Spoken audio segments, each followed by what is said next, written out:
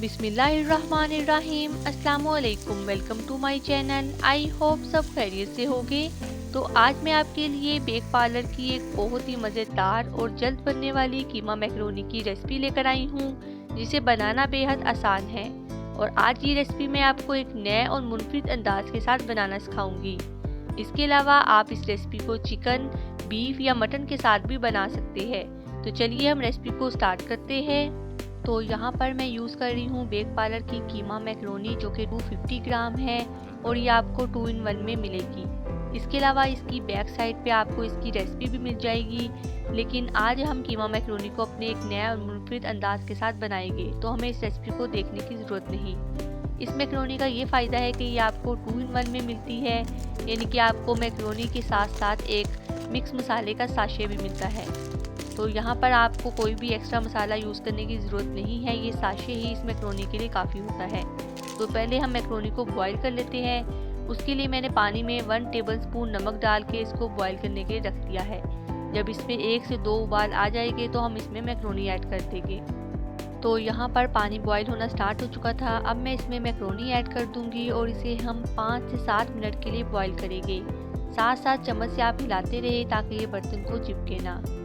तो यहाँ पर मुझे 7 मिनट हो चुके थे और आप देख सकते हैं कि मैकरोनी बॉईल हो चुकी है।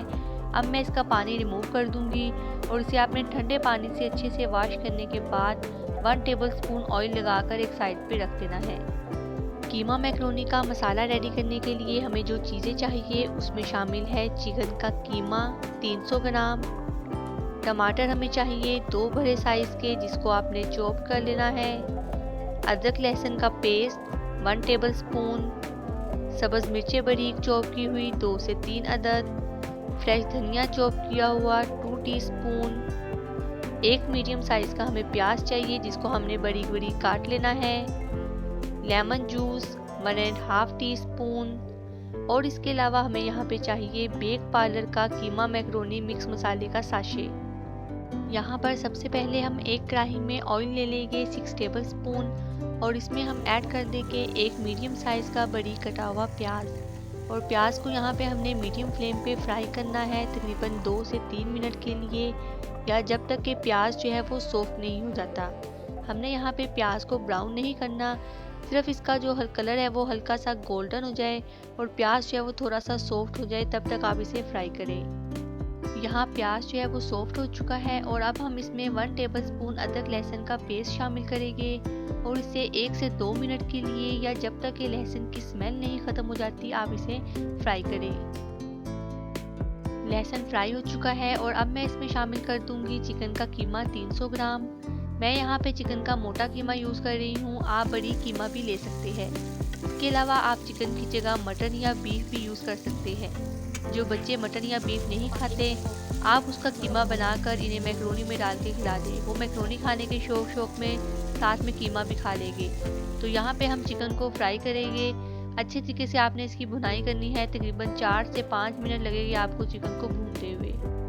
तो यहाँ पर चिकन की भुनाई हो चुकी है और अब मैं इसमें शामिल कर दूँगी 2 बड़े साइज़ के चॉप किए हुए टमाटर और साथ ही मैं यहाँ पे इसमें ऐड कर दूँगी कीमा मैकरोनी मिक्स मसाले का साशे।